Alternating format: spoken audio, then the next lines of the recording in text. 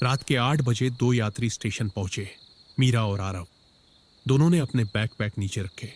दिन भर गांव घूमकर लौटे थे, अब शहर लौटने की तैयारी में थे। आरव, ये स्टेशन बहुत अजीब है, जैसे कोई हमें देख रहा हो। तुम हर सुनसान जगह में डर ढूंढ लेती हो। यहाँ कुछ नहीं है, बस शांति है। शांति नहीं, सन्नाटा। और सन्नाटा कभी यूं नहीं होता, इसमें कुछ छिपा है। प्लेटफॉर्म पर बैठे गांव वालों की आंखें उन दोनों पर टिकी थीं। कोई फुसफुसा रहा था, कोई सिर हिला रहा था। तभी एक बूढ़ा आदमी धीरे धीरे उनकी ओर बढ़ा।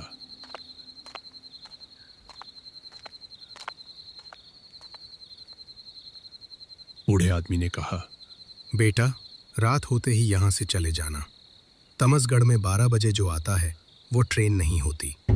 आरव ने जवाब दिया, क्या मतलब बाबा? हमारी 12:15 की ट्रेन है, टिकट घर से ली है।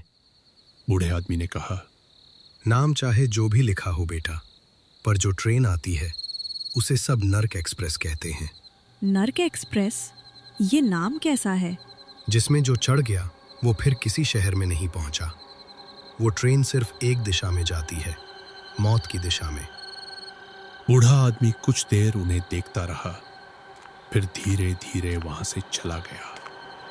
उसके कदमों की आवाज जैसे स्टेशन की दीवारों में समा गई। अब प्लेटफॉर्म खाली था। हवा में सिर्फ लोहे और जले तेल की गंध रह गई थी। टिकट घर के भीतर से चाबियों की खनक सुनाई दी। एक लालटेन टिमटिमाई और अंधेरे से एक आकृति बाहर आई।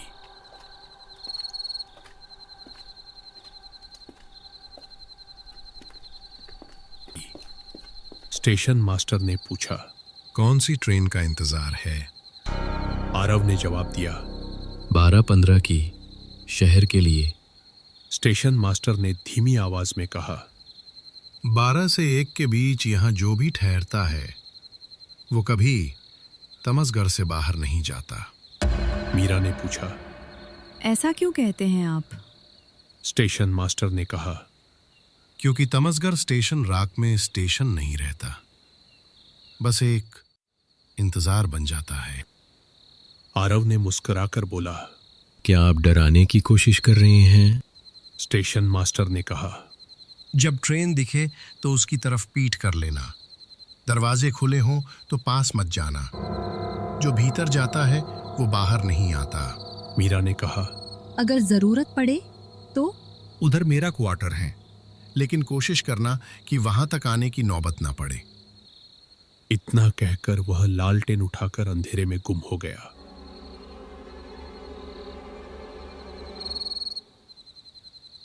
आरव बोला, ये स्टेशन मास्टर कुछ ज्यादा ही फिल्मी है। या शायद जो कुछ उसने देखा वो हम सोच भी नहीं सकते। स्टेशन की हवा अब और भारी लगने लगी थी। हर कुछ मिनटों में कहीं दूर से कुत्तों के भौंकने की आवाज गूंजती। समय धीरे धीरे 12 के करीब पहुंच रहा था।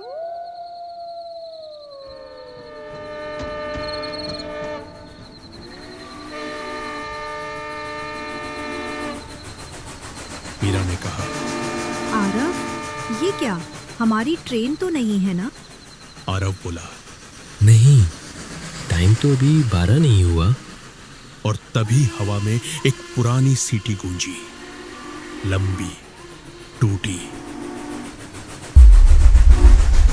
जैसे किसी और जमाने से आई हो। धुंध के बीच कुछ धीरे धीरे उभरने लगा। पहले इंजन की छाया, फिर लोहे की ठंडी चमक।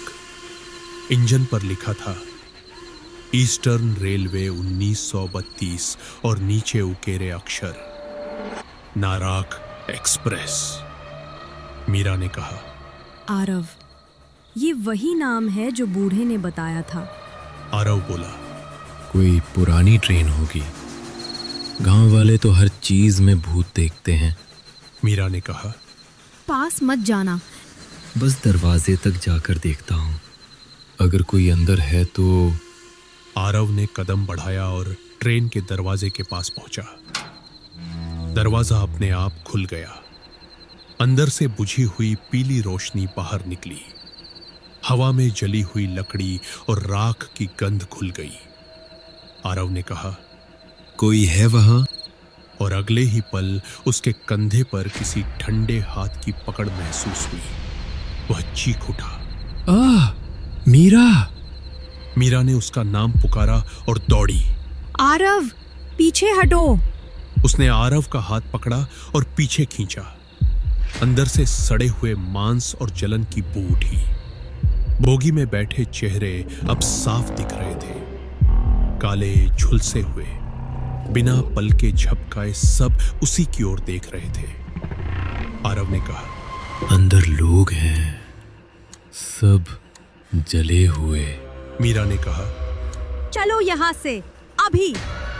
ट्रेन धीरे धीरे हिलने लगी। खिड़कियों से मटमैली रोशनी झिलमिलाने लगी। आरव ने खुद को खींचा, जोर से झटका और प्लेटफॉर्म पर गिर पड़ा। ट्रेन अंधेरे में समा गई। मीरा ने कहा, तुम ठीक हो ना?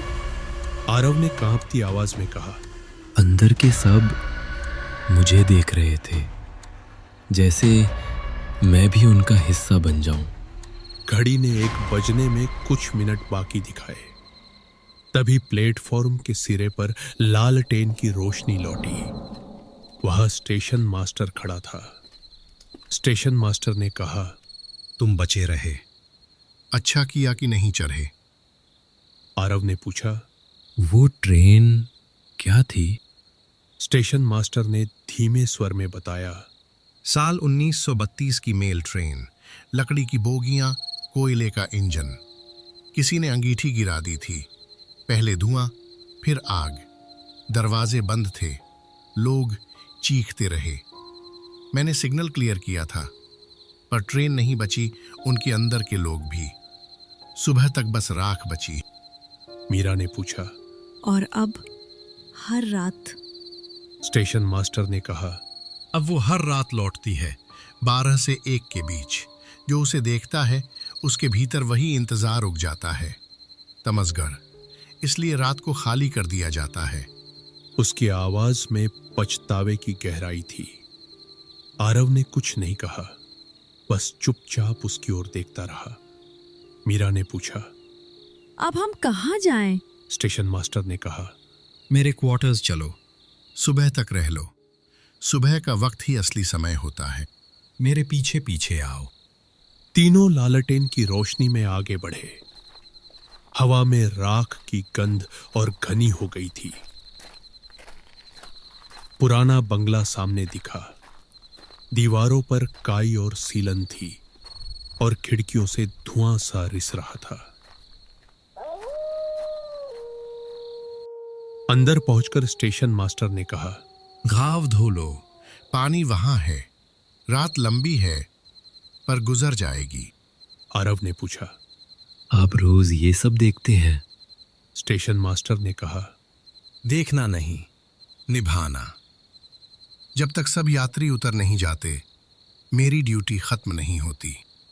मीरा ने धीरे से कहा, आपने हमें बचाया, धन्यवाद। स्टेशन मास्टर ने कहा, हर कोई बचने लायक नहीं होता। तुम दोनों ने चेतावनी सुनी, इसलिए बच गए।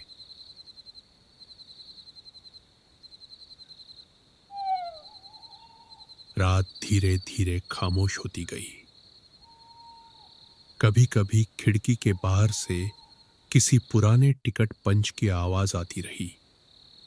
टक टक टक। सुबह की पहली किरण कमरे में दाखिल हुई। मीरा की आंखें खुली। स्टेशन मास्टर वहां नहीं था। उसने आरव को जगाया। दोनों बाहर निकले। आंगन में किसी के पांव के निशान नहीं थे। मीरा ने कहा, आरव, वो कहाँ गए? आरव बोला, शायद स्टेशन लौट गए हों। चलो देखते हैं। दीवार पर टंगी एक पुरानी तस्वीर में वही चेहरा था। वही कोट, वही टोपी, वही लालटेन है। नीचे लिखा था रामकिशोर, स्टेशन मास्टर, 1951 से 1972। आरव, ये वही है।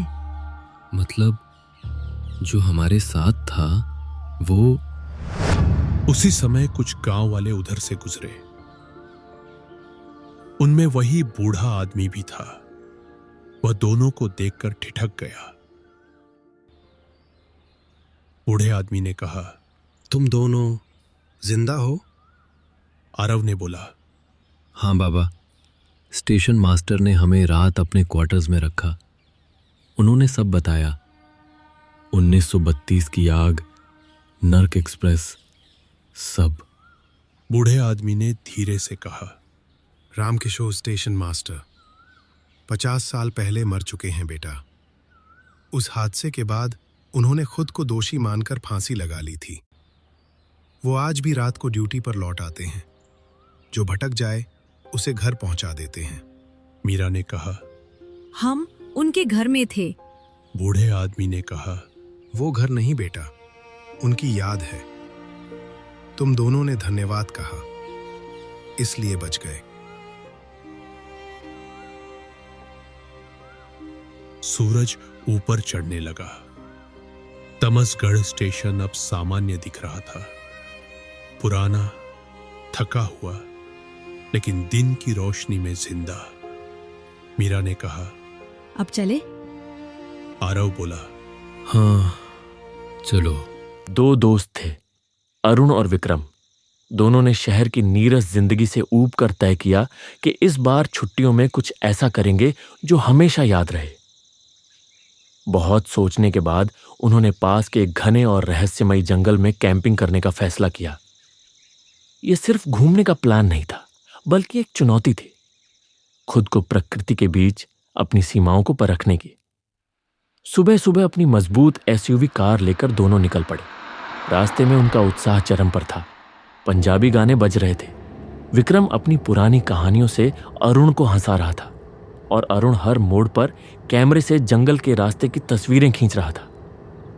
सूरज की रोशनी पेड़ों के बीच से छन कर आ रही थी और हवा में एक अजीब सी ताजगी थी। उन्हें लगा कि उन्होंने सही फैसला लिया है। दोपहर होते होते वे जंगल के और भी गहरे हिस्से में पहुंच गए, जहां पेड़ों की घनी छतरी ने सूरज की रोशनी को लगभग रोक दिया था। यहां पहुंचते ही माहौल में एक बदलाव आया। पक्षियों की चहचहाहट कम हो गई और चारों ओर एक अजीब सी खामोशी छा गई। दोनों ने अपनी कार एक खुले मैदान में रोकी और टेंट लगाने लगे। ठंड बढ़ने लगी और हवा में नमी घुलने लगी। शाम होते ही उन्होंने सूखी लकड़ियां इकट्ठी की और टेंट के सामने कैंप फायर जलाया। आग की लपटें उठीं और चारों तरफ एक हल्की थरथराती हुई रोशनी फैल गई। आग की लपटों में उनके चेहरों पर डर और रोमांच दोनों की मिलीजुली परछाइयां नाच रही थीं। वे आग के सामने बैठकर बातें करने लगे। बचपन के किस्से, भविष्य के सपने और जंगल में भटक जाने के डर की कहानियां। कुछ देर बाद उन्होंने चिकन बारबेक्यू बनाने का सोचा। विक्रम ने बड़े चाव से मांस आग पर रखा। जैसे ही मांस से निकलने वाली सुगंध हवा में फैली, अचानक उन्हें लगा जैसे कोई आसपास चल रहा हो। पत्तों के खड़कने की आवाजें और भी साफ सुनाई देने लगीं। यह सिर्फ हवा का भाव नहीं था, बल्कि किसी के कदमों की आहट थी। लगता है कोई भूखा जानवर हमारी दावत में शामिल होना चाहता है। लेकिन अरुण की हंसी गायब थी। उसने कान लगाकर सुना और फिर देखा, झाड़ियों के पीछे 2 जलती हुई अंगारों जैसी लाल आंखें उन्हें घूर रही थीं। उन लाल आंखों को देखकर दोनों के रोंगटे खड़े हो गए। वे डर के मारे कांप गए और बिना एक भी पल गंवाए अपने बारबेक्यू को वहीं छोड़कर तुरंत टेंट के अंदर जाकर चेन लगा ली।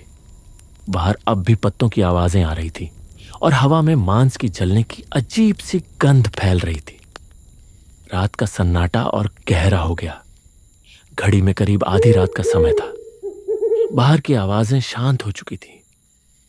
अचानक आधी रात के वक्त दोनों को एक कमजोर सी, दर्द भरी लड़की की आवाज सुनाई दी। मदद करो, कोई है, मदद करो। दोनों चौंक कर उठे।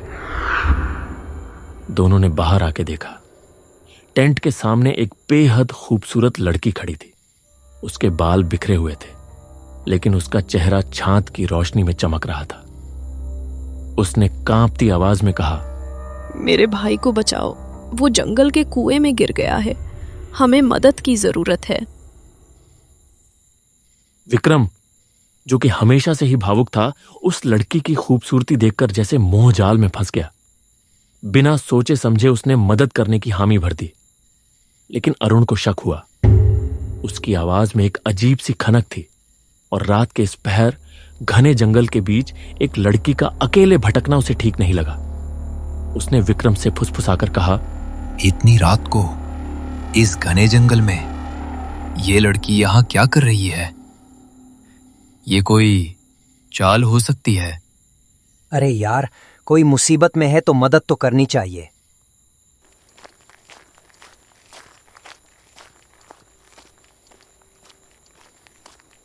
विक्रम के दबाव में अरुण अपने दोस्त के पीछे पीछे चल पड़ा। हालांकि उसके मन में बेचैनी बढ़ती जा रही थी। वह लड़की उन्हें जंगल के अंदर गहरे अंधेरे में ले गई। जैसे जैसे वे अंदर जा रहे थे, पेड़ों की टहनियां उन्हें झाड़ियों की तरह फंसाने की कोशिश कर रही थी और हवा में एक अजीब सी सड़ी हुई गंध आ रही थी। वहां सचमुच एक पुराना टूटा हुआ कुआं था। कुएं के पास पहुंचते ही उन्हें रोने चिल्लाने की धीमी आवाजें सुनाई दी, जो कुएं के अंदर से आ रही थी। लड़की ने कुएं की ओर इशारा करते हुए कहा, यही है मेरा भाई, जल्दी बचाओ। विक्रम तुरंत कुएं के पास गया और झुककर झांकने लगा। तभी अचानक कुएं के अंदर से दो काले, सड़े हुए और गंदे हाथ बाहर निकले और विक्रम को कसकर पकड़ लिया। वह चीखने लगा, अरुण बचाओ! लेकिन अगले ही पल उसे कुएं के अंदर खींच लिया गया। पानी में उसके छटपटाने की आवाजें आने लगीं और फिर खामोशी छा गई। अरुण यह सब देखकर पत्थर बन गया और उसकी रूह कांप गई। वह लड़की अब खूबसूरत नहीं रही थी। उसका चेहरा विकृत हो गया था। लंबे दांत बाहर निकल आए थे, बाल बिखरे हुए थे और उसकी आंखें अंगारों की तरह जल रही थीं। वह जोर जोर से हंस रही थी। एक और शिकार कुएं में चला गया। कुएं से अब भी किसी के चिल्लाने की आवाज आ रही थी, भाई मुझे बचा ले, बचा ले। लेकिन अरुण को समझ आ गया था कि यह उसके दोस्त की आवाज नहीं, बल्कि उस दुष्ट आत्मा का एक और धोखा था। उसका दिमाग सुन्न हो गया। वह समझ ही नहीं पा रहा था कि करे तो क्या करे। उसी वक्त वो रहस्यमयी चुड़ैल धीरे धीरे उसकी तरफ बढ़ने लगी। उसके चेहरे पर एक भयानक मुस्कान थी। हे भगवान, हमें बचा लो। उसे याद आया कि उसकी जेब में हमेशा एक छोटी सी हनुमान चालीसा की किताब रहती है, जिसे उसकी मां ने उसे दिया था। उसने कांपते हाथों से उसे निकाला और आंखें बंद करके पढ़ना शुरू कर दिया। जय हनुमान ज्ञान गुण सागर, जय कपीस तिहुलोक उजागर। जैसे ही उसका पाठ शुरू हुआ, वह चुड़ैल ठिठक कर रुक गई। उसके चेहरे पर गुस्सा और डर उतर आया और फिर वह अंधेरे में पीछे हटने लगी। अरुण ने हिम्मत जुटाई और पाठ जारी रखा। उसकी आवाज में डर के बावजूद एक शक्ति आ गई थी। अचानक वह चुड़ैल एक भयानक चीख के साथ तेजी से जंगल के अंदर भाग गई और अंधेरे में गुम हो गई। अब अरुण कांपते हुए कुएं के पास पहुंचा। उसने झांक कर देखा, विक्रम पानी में छटपटा रहा था। अरुण ने हनुमान चालीसा का पाठ जारी रखा और चिल्लाकर कहा, थोड़ी देर रुको, मैं रस्सी लाता हूं। लेकिन तभी उसे एहसास हुआ, अगर वह दोस्त को अकेला छोड़कर गया तो पानी का वो बुरा आत्मा उसे फिर से फंसा सकता है। जैसे ही उसने हनुमान चालीसा का पाठ तेज किया, कुएं के भीतर से गूंजती हुई चीखें शांत होने लगीं। अचानक उसके हाथ से छोटी सी हनुमान चालीसा की किताब कुएं में गिर गई। अचानक जमीन हिलने लगी। कुएं से भयानक धुआं उठा और देखते ही देखते पूरा कुआं गायब हो गया। विक्रम ने पाया कि वह अब एक सूखी ठोस जमीन पर पड़ा है, जैसे कुछ हुआ ही ना हो। वह हाँफते हुए बोला, मतलब ये सब एक छलावा था? हाँ, मुझे भी यही लग रहा है। जल्दी भाग यहाँ से। दोनों भागते हुए कार में पहुंचे और इंजन स्टार्ट किया। धूल उड़ाती कार जंगल के कच्चे रास्तों से निकल पड़ी। उन्हें लगा कि वे सुरक्षित हैं, लेकिन कुछ देर बाद उन्हें एहसास हुआ वे बार बार एक ही माइलस्टोन को पार कर रहे थे। भाई, हम रास्ता भटक गए क्या? मुझे कुछ समझ नहीं आ रहा। ये कैसा रास्ता है?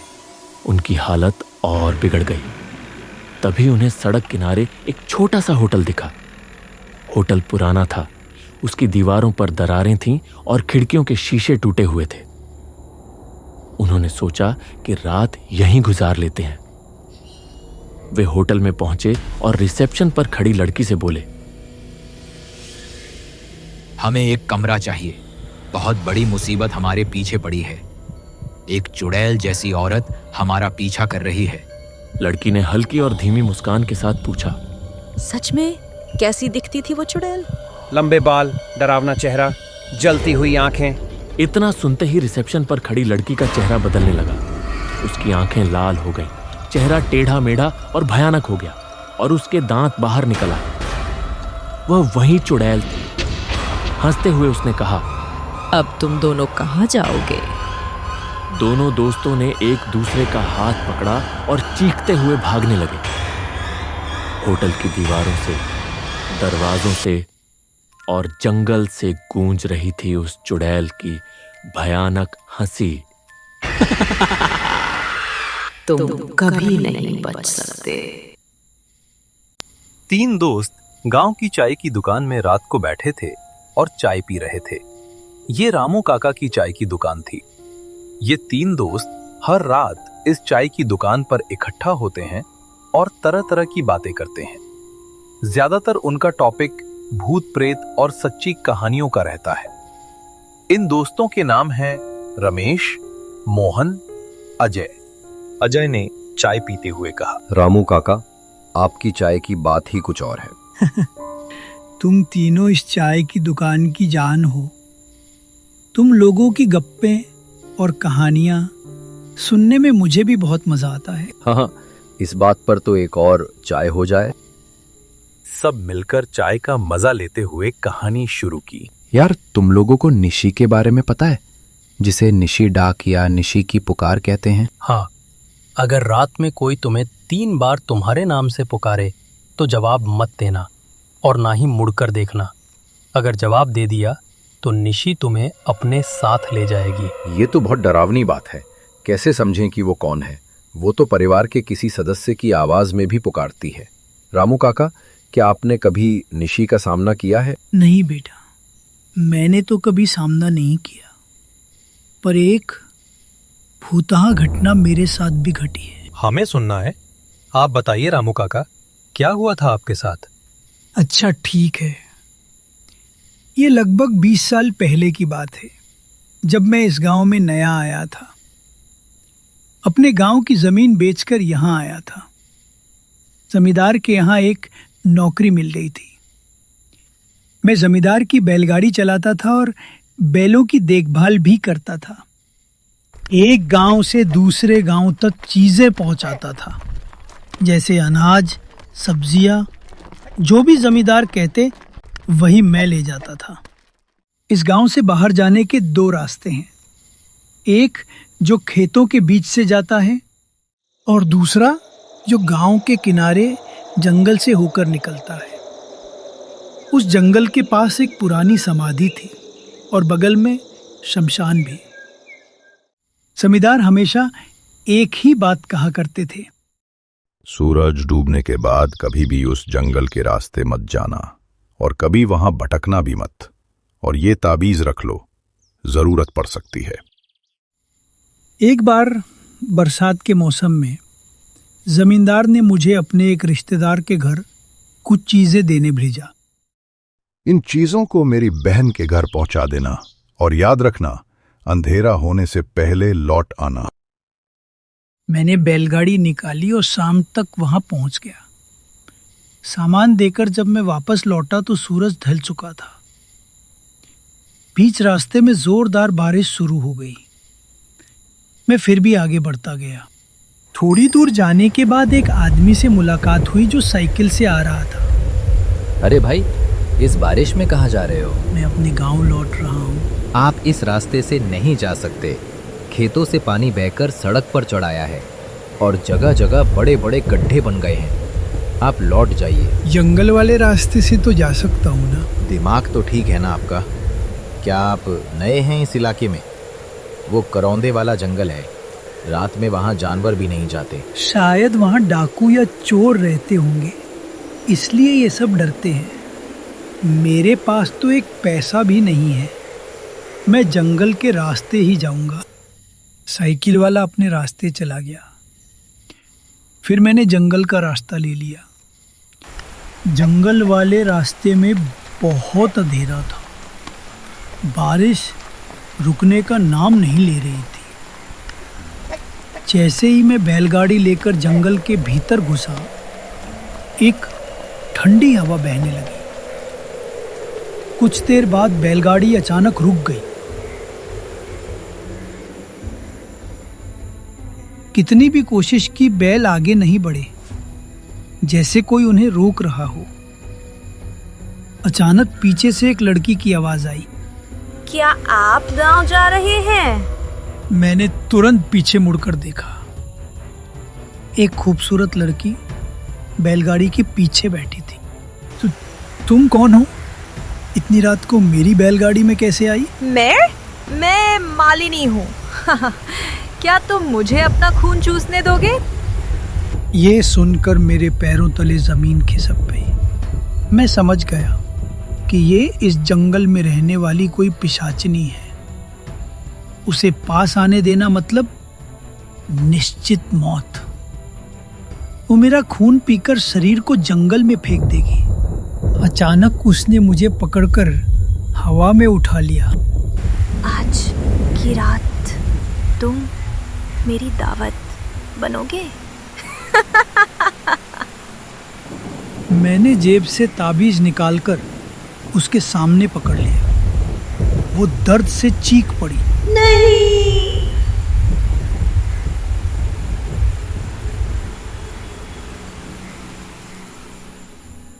और धुएं की तरह गायब हो गई। मैं आसमान से गिरा और जमीन पर बेहोश हो गया। फिर क्या हुआ? मैं किसी तरह बैलगाड़ी तक पहुंचा। बाकी कुछ याद नहीं। सुबह आंख खुली तो खुद को जमींदार के घर में पाया। मैंने कहा था उस जंगल के रास्ते से मत जाना। उस दिन के बाद मैं कभी उस जंगल की तरफ नहीं गया। एकदम खतरनाक। ठंडी हवा चल रही थी। चाय की भाप हवा में मिल रही थी। तीनों दोस्त बेंच पर बैठे थे। दूर कहीं से कुत्ते के भौंकने की आवाज आ रही थी। अरे रामू काका की कहानी तो सही में काफी डरावनी थी रे। अब तेरी बारी है रमेश, तू बोल। तेरे साथ भी कुछ ऐसा हुआ था ना? हुआ था, लेकिन वो मजाक नहीं था अजय। वो चीज जब भी याद आती है अंदर से कांप उठता हूँ। ड्रामा मत कर, बताना क्या हुआ था। यहाँ हम 3 ही तो हैं और रात भी हॉरर के लिए परफेक्ट है। सुन, ये कोई कहानी नहीं है। जो मैं बताने वाला हूँ वो मैंने खुद झेला है। उस दिन के बाद से मैं कभी रात में अकेला नहीं सोता। ये बात तब की है जब मैं 10वीं क्लास में था। गर्मी की छुट्टियों में मैं मामा के घर गया था। मेरे मजले मामा विजय मामा मछली का कारोबार करते थे। थोड़े मस्त मौले और लापरवाह किस्म के इंसान थे। बड़े मामा शहर में रहते थे। छोटे मामा नानी जी के साथ रहते थे। एक सुबह बहुत भयानक तूफान आया। बिजली चमक रही थी। हवा बहुत तेज थी। बेटा मत जाओ, मौसम ठीक नहीं है।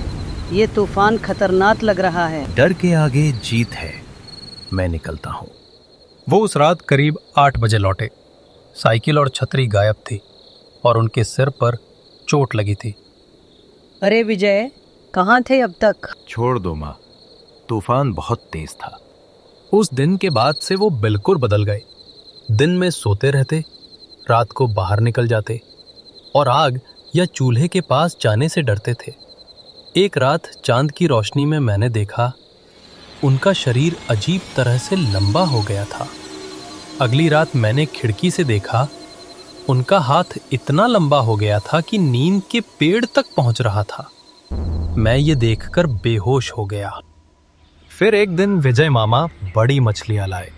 घर के पास रहने वाली बिल्ली ने जैसे ही मछली सूंघी, वो जोर से चिल्लाई और भाग गई। इस बिल्ली को क्या हुआ?